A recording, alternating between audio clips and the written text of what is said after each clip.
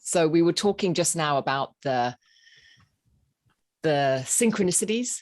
And I don't know if you guys have been noticing that, but I've been having, and if I'm honest, I think I've always noticed it, but it's so obvious at the moment that I will see something on YouTube or like you're saying, Christine, you're kind of just scrolling through Facebook and then you're like, oh, look, that's going on. I think I'll join. And then something else happens and then something else happens.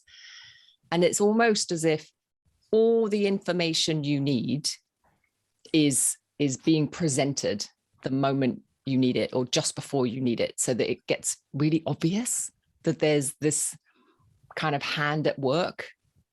Have other people noticed that? I have, Elaine. I've been really trying to get back into Reiki after a bit of a break, and been reading your newsletter, and I've been doing your chakra cleanse, which I definitely feel like I needed. And then I can't normally make your Sunday gatherings, and suddenly today I was free and I could make it, and it definitely feels like it all aligns to enable you to kind of join stuff. Yeah, amazing. It's just been so fun the last couple of months. I think we've started to see this real kind of acceleration forward. Oh, look, Elaine said February 22. You see, and I said the last couple of months. So freaky. I'm freaking myself out. Well, it is the 2/2s, right? So we are in alignment year. This is all about lining ourselves up now to the new energy. And this is kind of what I wanted to talk about today, the 100 years of, we're celebrating 100 years of Usui Reiki. And so before we go into that, just to give you an outline, because there's a couple of new faces that have popped on in terms of what we do today, is I blah, blah, blah for about 10, 15 minutes. But obviously any questions or input that you guys want to put in there, just stick it on the chat so that I can see that there's a comment. Then after that, we're going to do what I call a Reiju Reiki meditation. And essentially, we're all going to tune in. We're going to share a heart attunement online. Some people really feel it. Other people, not so much. Doesn't really matter. But essentially, it's just a sharing of that Reiki blessing. And then I do a guided meditation just because for some people it's easier. But if you just want to sit and send Reiki and mute me, that's also fine. Then at the end, we kind of regather, share a little bit, and then those who need to go off can go off. And then I stick around for about 15 minutes just to answer any questions or anything that comes up for people. And that's not recorded. So that's kind of the idea. So it's 45 minutes where we spend kind of scheduled time together, and then an extra 15 at the end where we're just kind of chit-chatting and answering normally Reiki related questions. And they can be anything as random as a Reiki 1 question to a more advanced question. Doesn't matter what it is. So what I wanted to talk about is really this historical, like I'm a history student. So sometimes it comes out in a lot of the work that I do. And one of the things that's fascinating to me in this 100 years is that when Reiki was discovered, so when Usui discovered Reiki, now remember that this is all the historical aspect of Reiki is kind of gleaned. So there's a lot of opinion that is put on top of that as well. So I'm just talking about the facts. And essentially, Reiki had an explosion or an expansion after the Tokyo earthquake. So when Usui first kind of came across Reiki, it was on Mount Karama.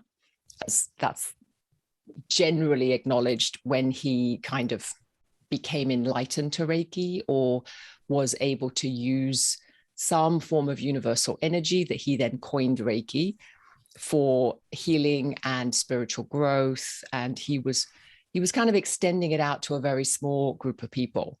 Now, when the Tokyo earthquake hit, and I think it was in 1923, so we're a little bit, not quite on the 100 years, but essentially around that point was when he expanded with Reiki. So that's when he started teaching teachers, so that it wasn't just him doing the healing. This is when he really decided, okay, Reiki is something that can be shared with other people and needs to be shared with other people, so that it's not just me doing the healing and it's not just me doing the teaching. So that's really what shifted him, or what propelled him into the expansion of Reiki as we know today. Now, what I find really interesting is that the lockdown and the moving online, for many of us, many teachers have started teaching online. Many teachers have started looking at the different structures. And we did get very stuck into like the weekend workshops. And even myself, it's like, well, you have to teach it over a weekend and you can't do it any other way. And we had very rigid structures and rules and strategies around how we were spreading Reiki. Now, what lockdown has done for many of us, not all of us have gone down this route, but many of us have started to be more flexible in terms of looking at, okay, how does Reiki want to expand? How does Reiki want to kind of move into its next stage, its next 100 years, essentially, its next stage of evolution? And so for some of us, we've decided, oh, that's an online opportunity. For others, they've decided that they can split it out and do different hours and somehow manage the social distancing. So there's been this massive opportunity or expansion that's happened with the Reiki over lockdown and over COVID and over the pandemic. So now we're in a situation where we're really starting to come out again. And so for me, I think one of the reasons why many of you are starting to be called into the Reiki fold is not a coincidence.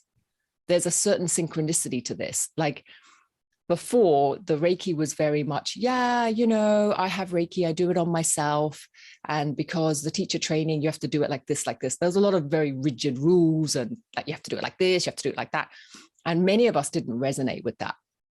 So now what is happening is this evolutionary expansion of Reiki has provided a lot more space for all of us. So if you don't want to do it like this, then how do you want to do it? And I think all of us will agree that this past couple of years has very much been a coming inwards into our own authenticity, right? And if you're on this call, I know you know this. It's kind of like we have been called to come into ourselves, not the rules and the regulations, what people expect, or blah, blah, blah, none of that. It's like, what do we want? What do we want going forward? How do we want to live our lives? And this whole opportunity has also created a massive opening for Reiki too, because it's essentially asking you, each of you, how do you want to express Reiki through you? And so everything is open. Everything is open. And that's what makes it, for me, so exciting, because it's kind of like, okay, how do I want to teach Reiki to this group of people versus this group of people versus this group of people? And we should be flexing. So how I teach Reiki to someone with borderline dementia is going to be extremely different to how I teach somebody who wants to go and work in the medical profession alongside doctors. So it needs to be different, and Reiki needs to start to, not Reiki, we need to start becoming more flexible in how we express Reiki, because Reiki is already flexible, right? Like Reiki is everything. Reiki can be anything to anybody. And so we need to keep up. And this is where I think tying it back, and I don't know if people get this idea, but for me, there's just such a powerful resonance between the earthquake in Tokyo that kind of pushed Usui into the limelight, essentially. It kind of pushed his impetus into spreading Reiki in Japan or in Tokyo. And now, 100 years later, 5 million of us later, not just one dude, right? 5 million of us and plus, we now have an opportunity to be much more global with it. And so the impact, and this is the really shivery, goosebumpy thing, right? Is you think about the impact one man had on the Reiki scene, and now there's over 5 million of us. Yay! It's like, it's amazing. So I don't know, give me some comments on that. What do you guys think? Are you feeling that? I'll share.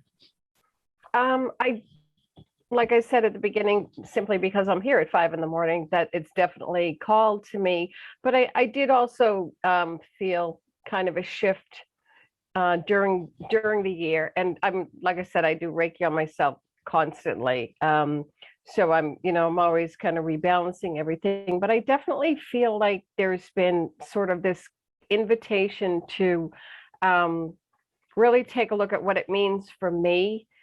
Because some of what I did in my teaching and my sessions weren't, like you say, so rigid anyway. And the funny thing is, this week when I was asked out of the blue to give someone a session, right away I said to her, I don't do the table. I'm really trying to bring Reiki back to what it is, and that is that it's you, and you need to know that you don't have to set up for it. And she's like, yeah, fine, no problem.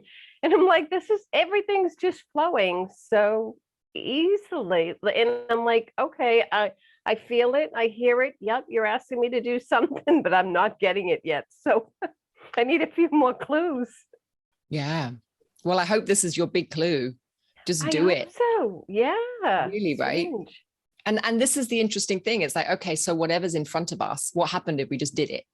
And not only just did it grasping around for what we should do, but just did it the way we wanted to do it.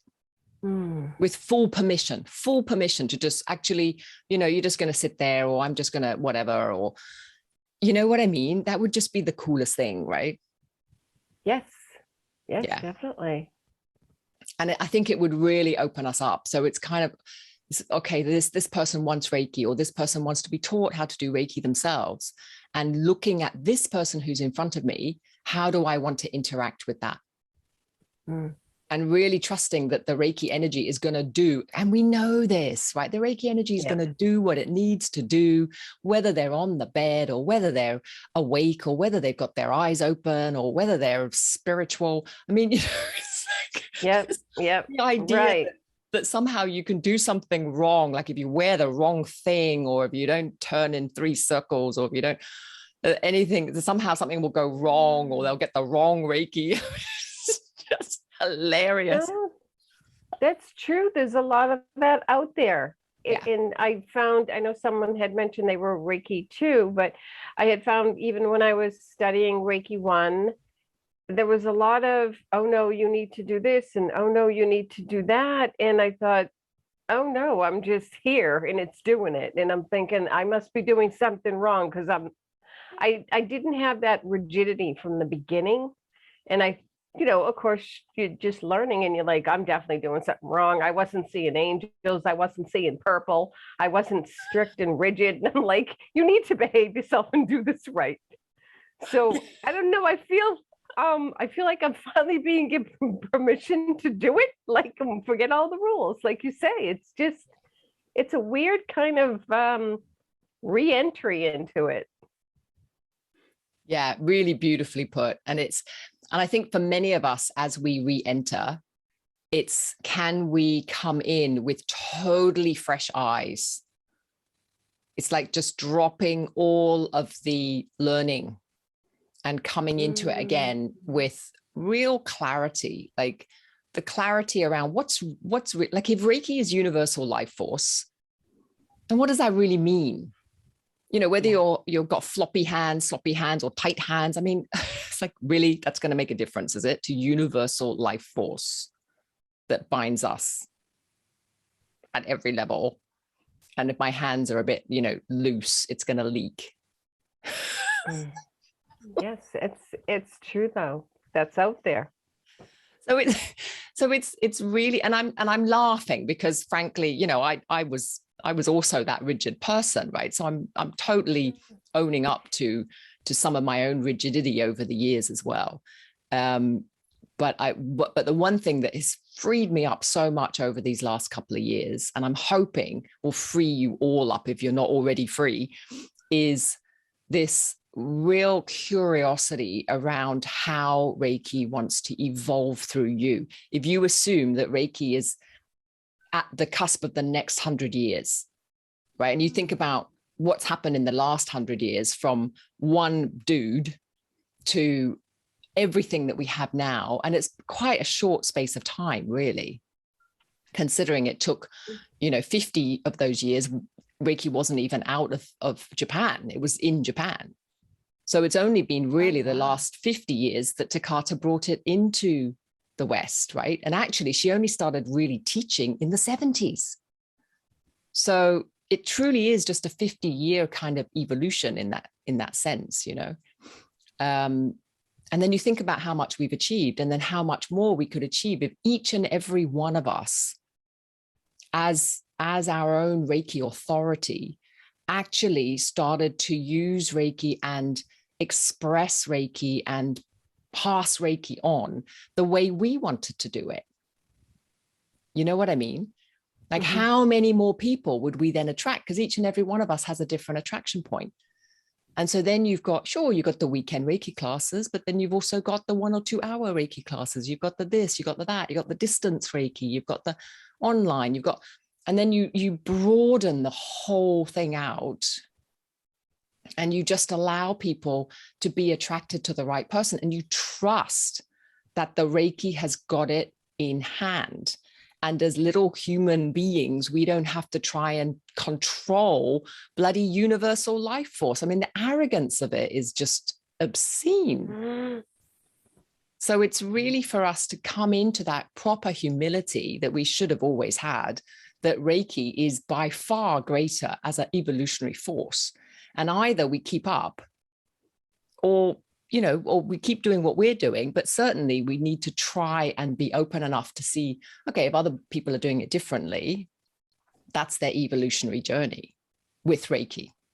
And Reiki is calling them to do it like that, right? Just like it's calling us.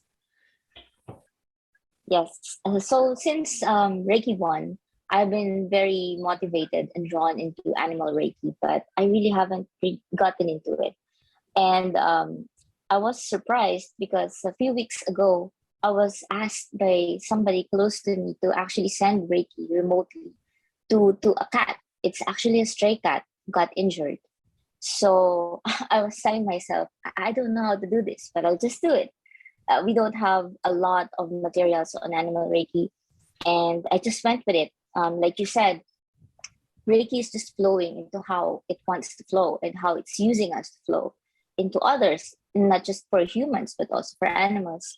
So I did that. And then my friend got back to me. He said that the cat looked so lively, just I think an hour after the receiving Reiki. And that was really something very happy for me. Like, I was so relieved. I was so happy that it just worked for the cat. So I was happy about that. And then this morning, I woke up and I suddenly had this urge to find more animal Reiki resources. And indeed, I found some. But some months earlier, I didn't find any of them. So I was like, what's going on? Everything's like falling into the right place at the right time. So that's how I feel like this whole theme is falling into place, for me. And I'm really looking forward to spread Reiki through that soon. Brilliant. I love that. Yes, exactly. So with that in mind, with this idea of that everything has a very powerful synchronicity to it. And right at the moment, it seems very, very juicy. Like it's all coming into place simply by us putting it out there, like asking or thinking or having that inspiration of, oh, now's the time to look for information. And even if we're not out there looking. And I think there's definitely something in that as well. Whereas if we're looking tight, I need to find information, then it all tightens up and that's not flow. Whereas if we're just scrolling and we're just thinking, oh, I wonder, it's more like a wondering or a curiosity and openness. Then, as you say, many of you have noticed this, I have too, how it just pops up because it's just it's rattling around in the back of my mind where I'm like, oh, this might be useful. You know what I mean? But it's not a grasping of it. And I think that there's definitely something in that as well, right? The quality of our curiosity, I think, is really important. So I'm going to mute us all now. Well, not me, obviously, that would be a bit stupid. And I actually turn off my my video because I just find it easier to do. But before I do, when I ask you to go into Gasho, this is Gasho, so Japanese for hands coming together or prayer pose. And I'm just going to invite you to bring it into your heart center. So we're going to start off with that, just closing our eyes and bringing your hands in prayer pose in front of your heart center. And we start off with the attunement. And before we do that, we're just going to center ourselves, taking a few breaths, noticing the breath in the chest, noticing the hands,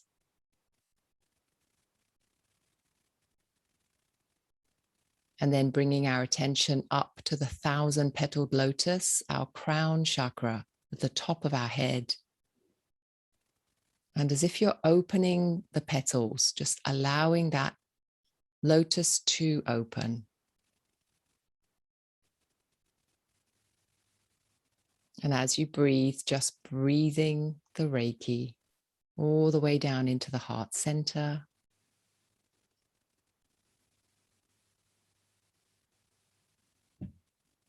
And on the exhale, starting to allow that energy to go down through the arms, into the hands.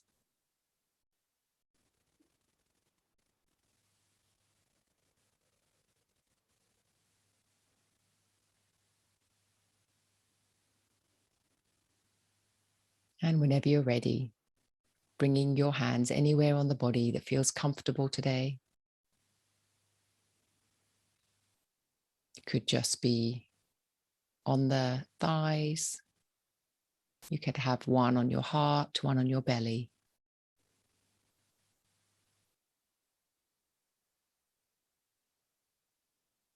Wherever you've placed them, just bringing your attention to the hands, noticing any sensations,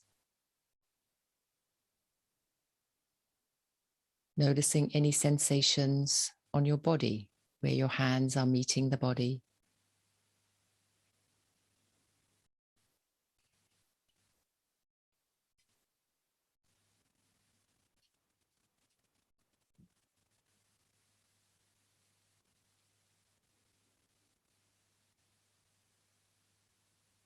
And very gently starting to scan the body for any areas of tension, starting at the top of the head. Just relaxing on the exhale, relaxing the eyes, the cheeks, the jaw, into the shoulders, relaxing down the arms, into the elbows, the forearms, the hands, fingers.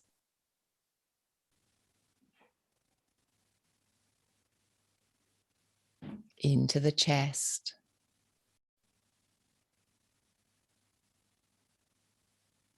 Opening the chest, relaxing the shoulder blades, the upper back.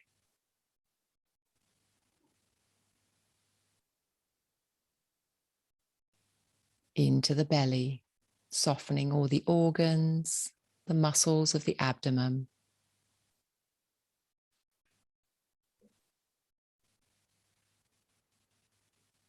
Into the hips, the pelvis. Relaxing all the way down the legs into the feet. And just noticing the feet on the floor.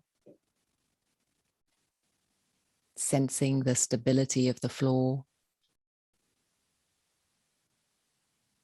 But also sensing almost as if you're bringing these shafts of energetic anchors down through the floor into Mother Earth, just anchoring yourself.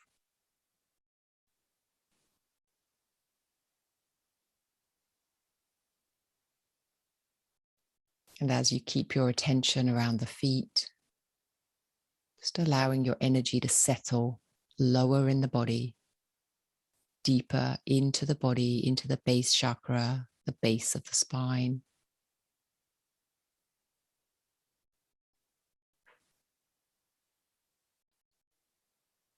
really getting a sense of yourself.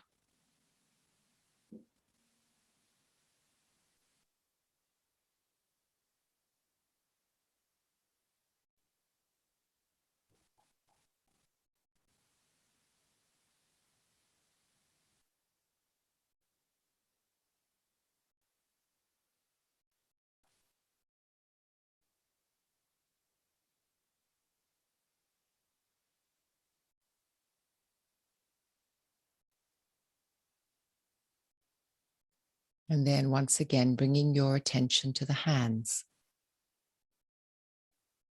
This is where we naturally direct our Reiki.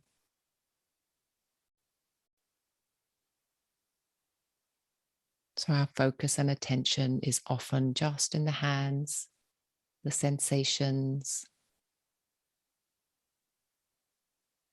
We're just going to expand that a little. So that sensation you have in your hands, just inviting other parts of your body to start to radiate with Reiki. Just see what happens.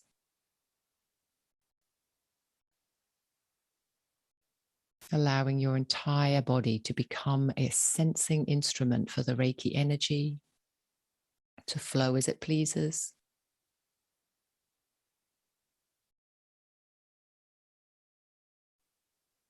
Noticing any areas of tension, just allowing that to relax with the out breath. Noticing also that tension may be in the mind. If you notice you're trying to sense, trying to see, just relaxing, opening.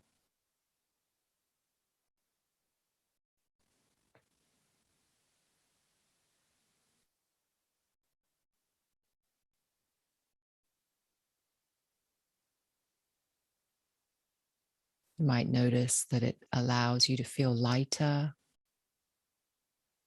more fluid with your surroundings. Almost as if the air around you can seamlessly pass through you. You are not your body. Even the molecules are very loose.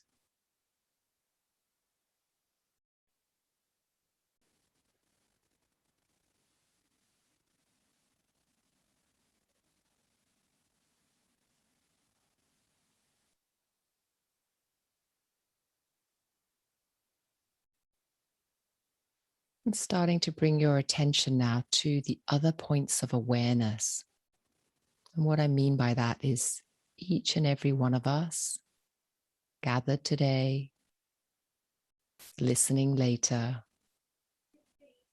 we form a certain circle or container,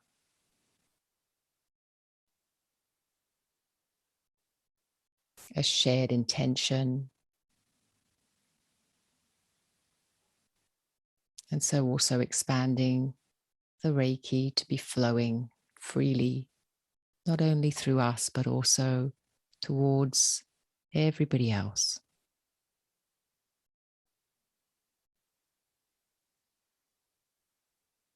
And just noticing as other people's intention includes you, how that allows your Reiki to also expand.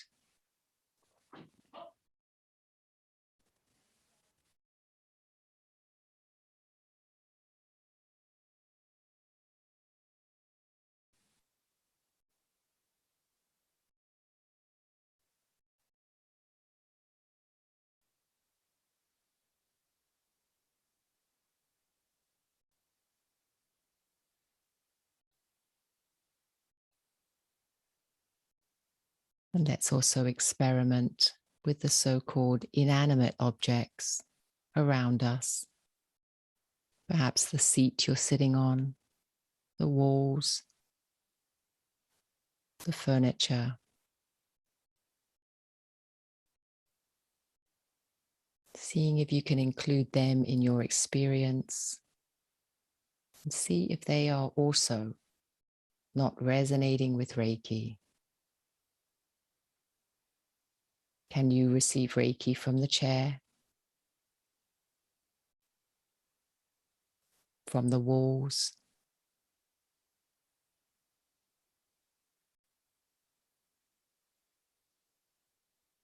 from the air that you breathe?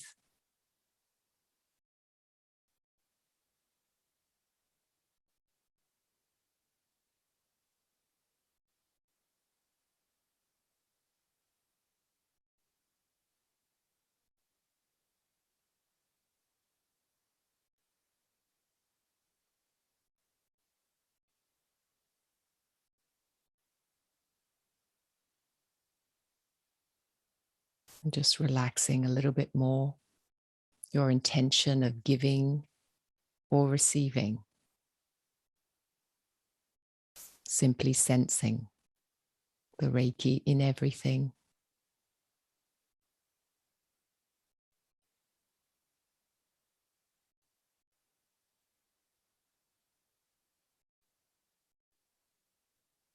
So that the giving and receiving is simply a flow, an equal movement back and forth, like the breath.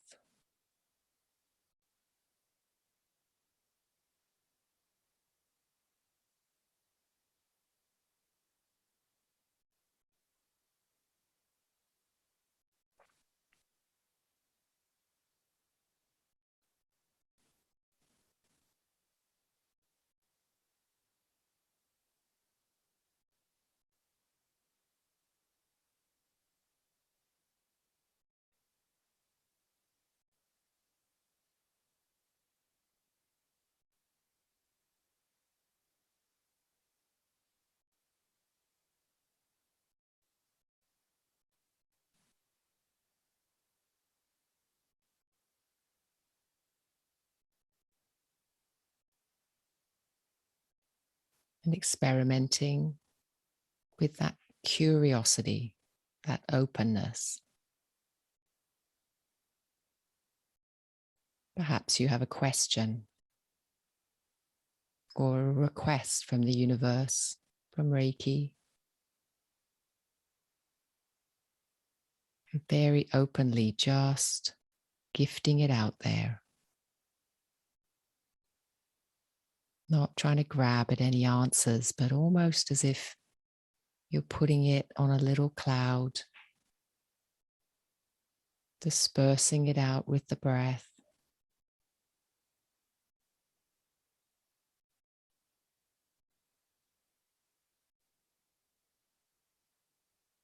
And as it disperses into the air,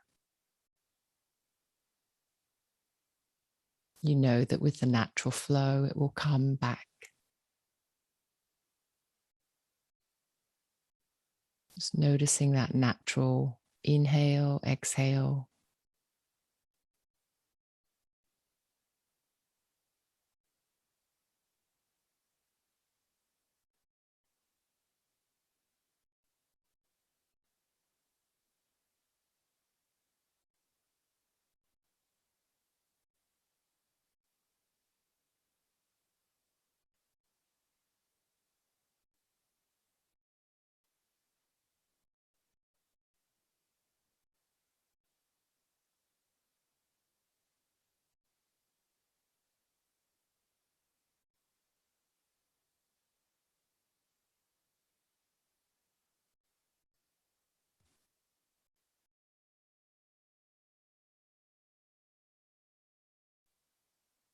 Noticing if the mind is wandering, bringing it back to the sensation of Reiki in your hands.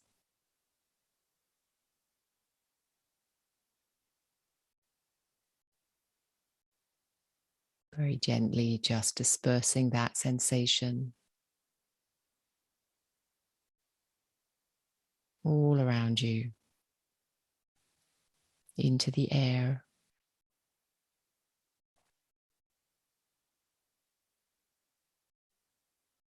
Just allowing yourself to become a real beacon. Just trusting that however Reiki is meant to express through you, the right people, the right information, the right support.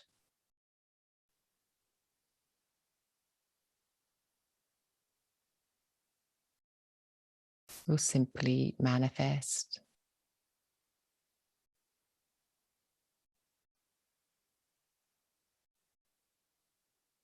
And just seeing this as a truth, just finding it in your inner wisdom, that knowing.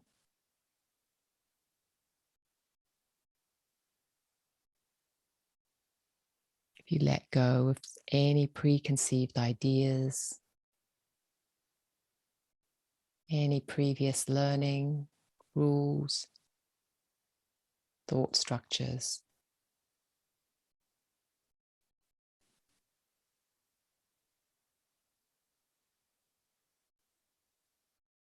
allowing yourself full permission to totally reinvent how you approach Reiki, how you express.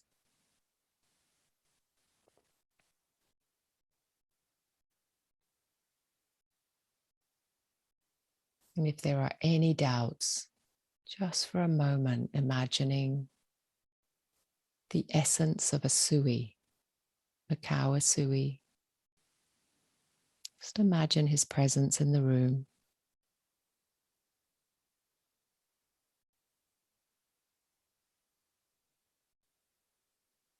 Just noticing if there's approval or disapproval, if there's openness or tightness.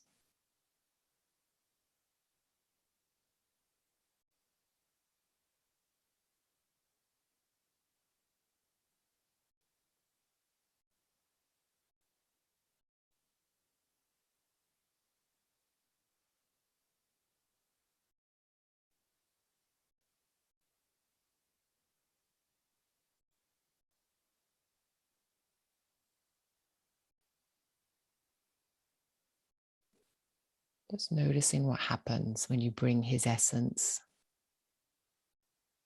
into your awareness. Perhaps it resonates with you to give gratitude and thanks.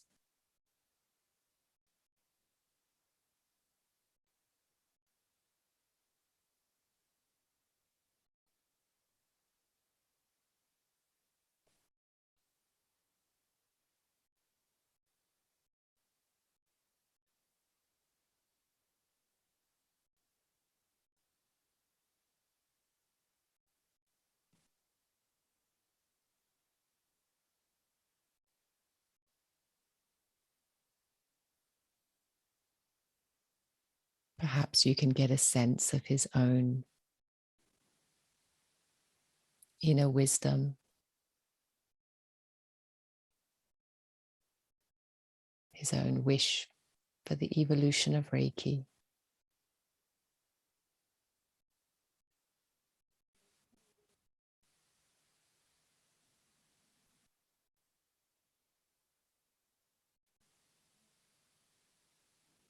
Perhaps you also get a sense of his own intention.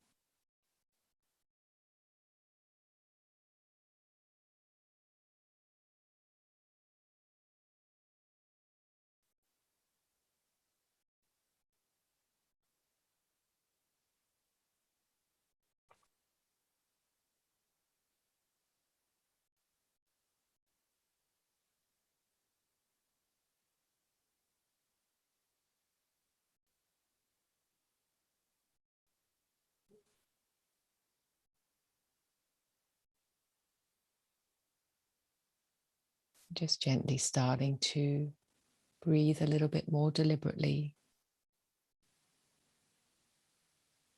so that you can feel into your own physical structure now. Starting to gather your energies, noticing the edges of your own aura. That may just be an imagined force field around you. You may fill it with a certain color or white light. Or you might imagine like a rainbow bubble. Just something that's starting to bring your attention into your own unique energy field.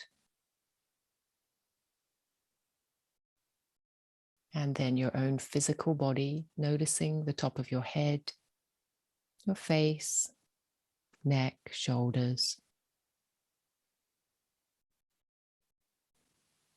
the arms, wiggling the hands and fingers, deepening the breath in the chest, the belly, all the way down the legs to the feet, squeezing the toes, raising your arms above your head, giving yourself a little stretch, a little wiggle, all the way down the spine. And whenever you're ready, opening your eyes.